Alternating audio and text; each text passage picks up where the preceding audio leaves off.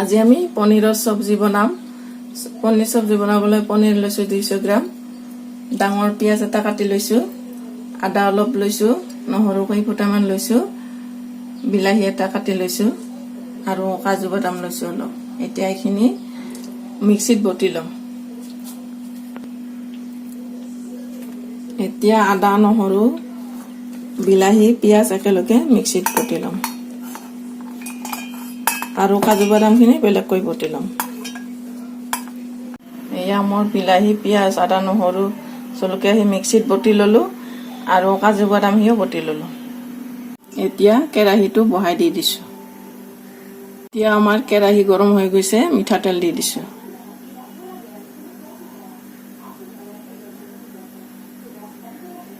এতিয়া আমাৰ তেলখিনি গৰম হৈ গৈছে, গোটা জিৰা আধা চামুচ দি দিছো।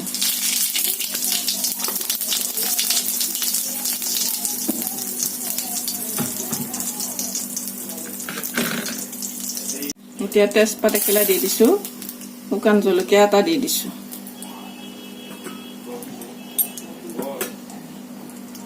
এতিয়া বটি লোৱা পিয়াজ বিলাহী আদা নহৰু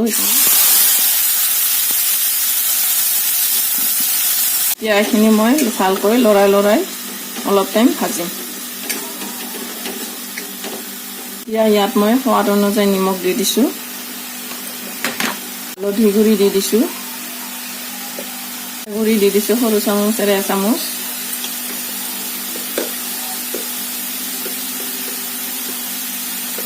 ধনিয়া গুড়ি দি দিছো এচামুচ। এইখিনি ভালকৈ আৰু অলপমান ভাজিম।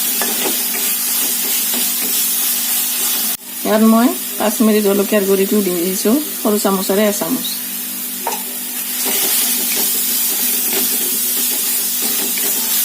এতিয়া ইয়াত অলপ পানী দি ভাজি লম।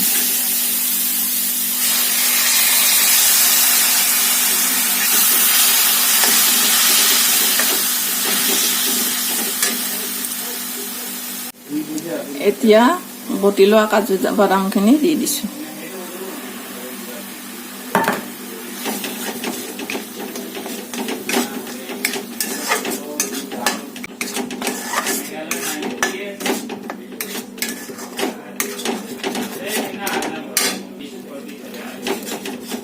এতিয়া এইখিনি ভাজা হৈ গ'ল। এতিয়া আঞ্জাখনত পানী দি দিম।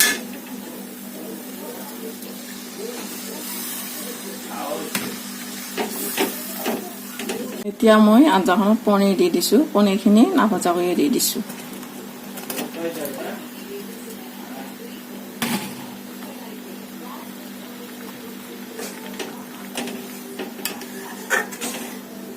এতিয়া ইয়াত অলপ কচুৰি মেথি দি দিছো।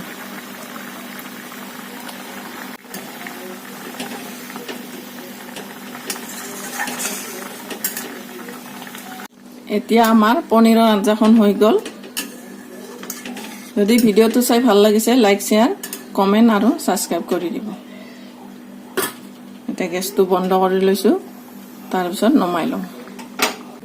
এতিয়া আঞ্জাখন নমাই লৈছো।